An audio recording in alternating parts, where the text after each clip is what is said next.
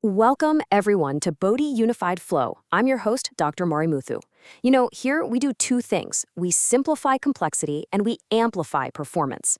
Today, we're diving into a deep dive explainer focused squarely on best practices in the procurement phase, specifically for materials and equipment procurement. We're going to talk about developing an owner-furnished equipment list and integrating it into your program.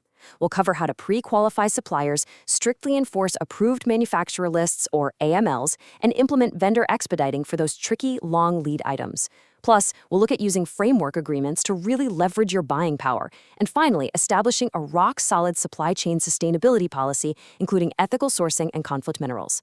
So, here's our game plan for this explainer. Section 1 is all about owner-furnished equipment integration. Section 2 hits pre-qualification and AML enforcement. Section 3 tackles expediting long lead items. Section 4 covers leveraging framework agreements. And we'll wrap up with Section 5 on supply chain sustainability. By the time we finish today, you're going to walk away with some highly actionable skills. We're talking about mitigating massive global supply chain risks, locking in uncompromising quality, and ensuring a sustainable, cost-effective delivery. Whether you're constantly battling scheduled delays on critical items, or you're just trying to figure out the new world of ESG compliance, think of these objectives as your ultimate survival blueprint. Now, why are we focusing so heavily on this? Well, just look at this number. External spend during the procurement phase typically eats up 50 to 80% of your total project costs. Let that sink in for a second. That's not just a piece of the pie. That is the financial core of your entire project. It's literally the biggest financial lever you've got. If you mismanage this spend, your project is basically guaranteed to fail. But if you master it, you lock down both your budget and your schedule. It's a real game changer. All right, let's jump straight into Section 1, Owner-Furnished Equipment Integration. This is all about taking control of the critical path. So, traditionally, capital projects rely on what we call the CFCI model, contractor furnished, contractor installed. But the really smart money is shifting toward the OFCI model, owner furnished, contractor installed. Think about it. Instead of paying a middleman, the owner goes and buys those massive high-value components directly from the manufacturer, leaving the physical installation to the contractor. Imagine buying huge HVAC chillers yourself. You instantly wipe out those heavy contractor markups on materials, and you get to flex your own corporate buying power for way deeper discounts. But hey, it's not just about the money. Owner-furnished equipment is an absolute weapon when it comes to managing your schedule. It unlocks a strategy called parallel manufacturing. So take specialized long lead items like custom cooling towers or massive backup generators. Instead of waiting around for months to hire a general contractor who then places the order, you just place the order right away. By doing this, you are literally ripping these bottleneck items right off the contractor's critical path. That equipment rolls onto the site the exact second your foundation is poured and ready. Of course, with great control comes, well, risk. You're now stepping into what we call the submittal and product data void. Because the contractor didn't buy the gear, you have to feed the design team the exact specifications and structural loads. Plus, you absolutely need a strict RACI matrix to manage liability handoffs. Who is responsible, accountable, consulted, and informed. And when that equipment finally arrives, your contractor has to jump on it and inspect for concealed damage immediately. If they don't do it right then and there, trust me, you'll be stuck in an endless loop of warranty finger-pointing later on. Moving right along to Section 2, Pre-Qualification and AML Enforcement. This is how we filter for uncompromising quality. Look, to truly protect your project, you've got to build a fortress-like vetting framework for your suppliers. We are not just looking for the lowest price tag here. You need to assess their financial resilience, check those liquidity scores. You need to verify their operational capacity, and put their quality management and HSE safety compliance under a microscope. For instance, in the Indian context, this means rigorously verifying that materials hold genuine ISI marks or BIS certifications. You are essentially building a fortified wall, and only the most capable, financially rock-solid, and ethical vendors get a pass. And that brings us to an incredibly important distinction, the Approved Manufacturer List, or AML. Now, do not confuse this with a standard Approved Vendor List, which often just throws a bunch of middleman distributors together. An AML is laser-focused on the original factories actually making the product. By strictly limiting your sourcing to these vetted manufacturers, you guarantee consistent repeatability across what can be a very chaotic global supply chain. Whether a highly sensitive component rolls out of a plant in Asia or Europe, you know for a fact it meets the exact technical integrity your project demands. But, reality happens. Supply shocks hit out of nowhere. If a supplier absolutely has to deviate from your AML, you can't just nod and accept it. No way. You have to trigger a strict, auditable, 5-step deviation management process. First, instantly identify the suspect material. Second, demand a formal deviation request. Third, run a rigorous engineering assessment on the risk to form, fit, and function. Fourth is the actual approval, which should almost always be temporary. And fifth, track it meticulously. Because if you see the same deviations popping up again and again, you immediately escalate to a corrective and preventative action or CAPO process. Okay, Section 3, expediting long lead items, protecting the schedule.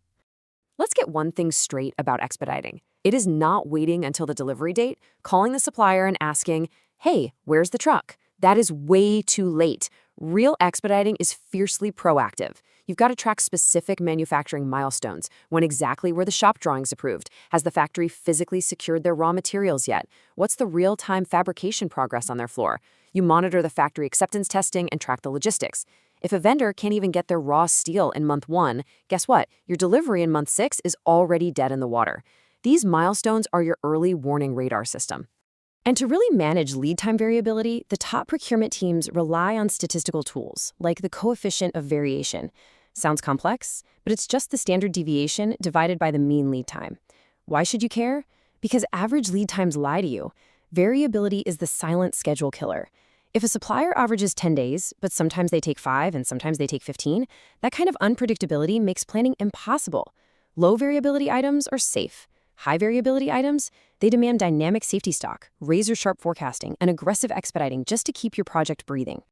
All right, let's pivot to Section 4, leveraging framework agreements. This is how we protect the budget. Please stop wasting your time on exhausting RFP cycles for bulk materials you buy all the time. Instead, use framework agreements or recontracts. These umbrella setups let you lock in your commercial terms right at the start. A single supplier framework is brilliant for highly specialized stuff. A multi-supplier setup keeps standard item vendors on their toes with ongoing competition. A collaborative framework that aggregates volume across multiple organizations to unlock massive discounts. And a dynamic purchasing system lets you bring in fresh suppliers from emerging markets. Bottom line, these frameworks completely insulate your budget from those nasty, sudden market price spikes. And finally, Section 5, supply chain sustainability, ethical sourcing and compliance. So you might be wondering, why is ESG, environmental, social, and governance, suddenly everywhere? Why is it no longer just a nice PR exercise? Because, my friends, it is now a hard financial metric. Global mandates, like the EU's Corporate Sustainability Reporting Directive, have completely changed the game for 2026 and beyond. If you fail to investigate and fix social and environmental risks in your supply chain, you are looking at devastating reputational damage, crippling regulatory fines, and potentially having your products physically blocked from entering major markets. It is serious business. Which brings us directly to the ethical sourcing of conflict minerals.